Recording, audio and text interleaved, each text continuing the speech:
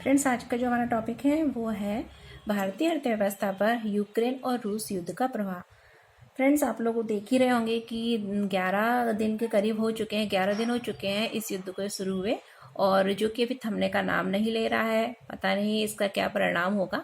जो भी होगा हमारे लिए और अन्य देशों के लिए अच्छा नहीं होगा, यूक्रेन के लिए तो है ही नहीं।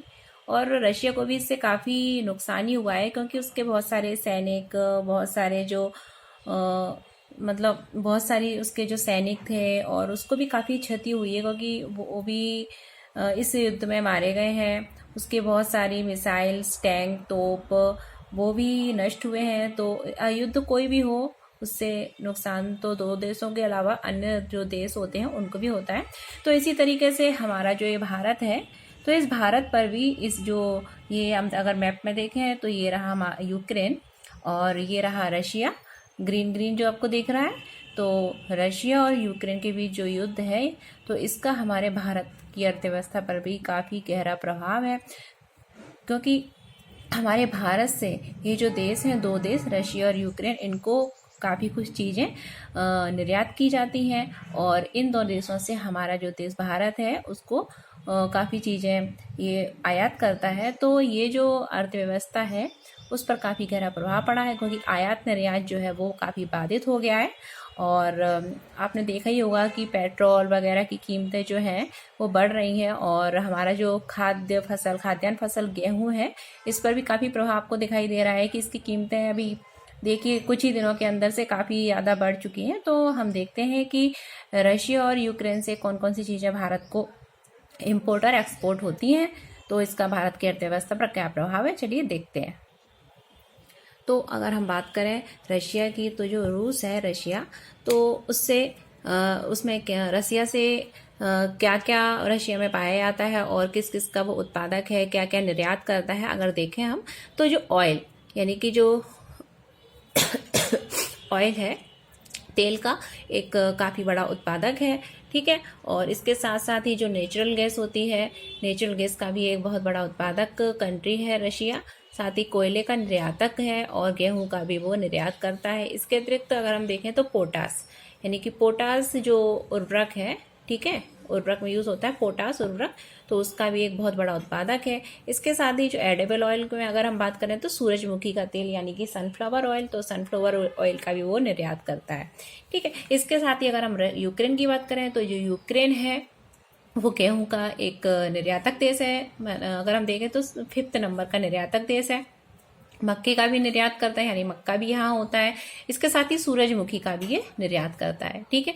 तो ये सब क्या है, हमारे खाद्यान्न, ये मतलब खाद्य हेतु हम इन सब चीज़ों का यूज़ करते हैं। तो अगर यूक्रेन रशिया के बीच जो युद्ध है, तो ये सब चीज़ों का एक्सपोर्ट एंड इम्पोर्ट बाधित होगा, जिससे कि हमारे भारत की अर्थव्यवस्था पर भी असर पड़ेगा। क्योंकि अगर हम देखें तो हमारा जो भारत है, भारत से अगर देखें रशिया, तो रशिया को चाय एक्सपोर्ट होती है। उसके साथ ही अगर हम देखें तो ऑटो पार्ट्स और मशीनरी का भी भारत, और फार्मास्यूटिकल जो चीज़ें हैं उनका भी भारत जो है रशिया को क्या करता है, रशिया को निर्यात करता है। इसके साथ ही अगर हम देखें तो यूक्रेन को भारत के कई जो उद्योग हैं वहाँ से कपड़े निर्यात किए जाते हैं। इसके साथ ही दवाएं और मशीनरी का निर्यात भारत यूक्रेन को करता है। तो जब ये जो युद्ध है, तो युद्ध से क्या हुआ कि भारत इन चीज़ों का निर्यात नहीं कर पा रहा है। साथ ही जो रशिया और यूक्रेन से कुछ चीज़ें अन्य देशों को सप्लाई होती थी, जैसे कि अगर हम देखें तो यूक्रेन जो था वो गेहूं का एक काफ़ी मतलब 5th नंबर का निर्यातक था। मक्का भी उससे निर्यात होता था, काफ़ी बड़ा मक्का का निर्यातक था। साथ ही सूरजमुखी का जो काफ़ी बड़े जो कंट्री है जो लार्ज मात्रा में सूरजमुखी यानी एडिबल ऑयल का निर्यात करते हैं, उसमें ही ये रशिया और यूक्रेन दोनों आते हैं, ठीक है। वहीं अगर हम बात करें तो उर्वरक में भी पोटास का काफ़ी यूज़ होता है, तो पोटास भी इसमें यहाँ पे काफ़ी होता है और इसका ये निर्यात भी करता है। साथ ही गेहूं अगर हम देखें तो सबसे ज़्यादा जो निर्यात होता है वो गेहूं का, अगर हम निर्यातक देशों में देखें तो उसमें रसिया का नाम सबसे पहले आता है, ठीक है। तो ये सब चीज़ें अगर युद्ध होने से क्या है कि रशिया और यूक्रेन के बीच युद्ध तो हो गया, लेकिन इससे इनकी अर्थव्यवस्था पर तो असर पड़ा ही पड़ा, उसके साथ ही हमारे जो भारत है उसकी अर्थव्यवस्था पर भी असर पड़ गया। क्योंकि देखो, हुआ यूं कि भारत जो यहाँ से क्या है कि ये लोग जो है वो खाद्य जो चीज़ें हैं यानी कि गेहूं वगैरह, ठीक है, ये भी गेहूं का निर्यात करता है, ये भी निर्यात करता है। अब हुआ क्या कि इन देशों के बीच युद्ध हुआ और इनका जो व्यापार है वो क्या हो गया, बाधित हो गया, ठीक है, ठप से ही हो गया, बाधित हो गया व्यापार। अब क्या हो गया कि अन्य देशों में मांग बढ़ रही है खाने की, गेहूं वगैरह अन्य चीज़ों की। अब क्या है, भारत जो है, हमारा भारत है, ठीक है, तो ये हम भारत बना लेते हैं थोड़ा सा, चलो ऐसे ही समझ लेते हैं, या चलो बना ही देते हैं।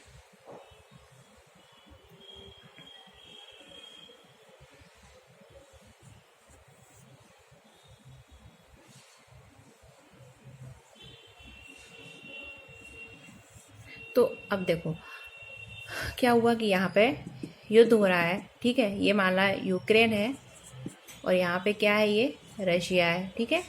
अब इनके बीच युद्ध चल रहा है। अब इन यहाँ से क्या गेहूं वगैरह ये सब चीज़ें जो है वो निर्यात होती हैं, लेकिन जब ये चीज़ों का निर्यात नहीं हो रहा है तो भारत जो है, भारत में जो गेहूं है, ठीक है, कि भारत में क्या है, गेहूं है। अब गेहूं के दाम क्यों बढ़ रहे हैं, तो इसका आप देखेंगे कि भारत में गेहूं है। अब क्या है, जो देखा कि अन्य देशों को क्या है, गेहूं की मांग हो रही है अन्य देशों में, तो भारत में जो गेहूं था, भारत के जो गेहूं उत्पादक थे, ठीक है, गेहूं का जो उत्पाद करते थे, उन्होंने सोचा चलो फायदा उठाते हैं। बाहर क्या है, हमारा जो गेहूं जा रहा है बंदरगांव से, अब वो काफ़ी महंगे में बाहर जा रहा है, तो वो भारत में ना, भारत में उन्होंने क्या करा, जो हमारा जो FCI food corporation of India वगैरह होता है और जो सरकारी जो खरीद होती है, तो वो सरकार को ना देके वो क्या कर रहे हैं, वो बाहर भेज रहे हैं, ठीक है, बाहर भेज रहे हैं अदर जो देश है वहाँ पे, क्योंकि इन देशों से क्या हो गया, वो तो आ नहीं रहा है, तो मांग तो बढ़ेगी ना।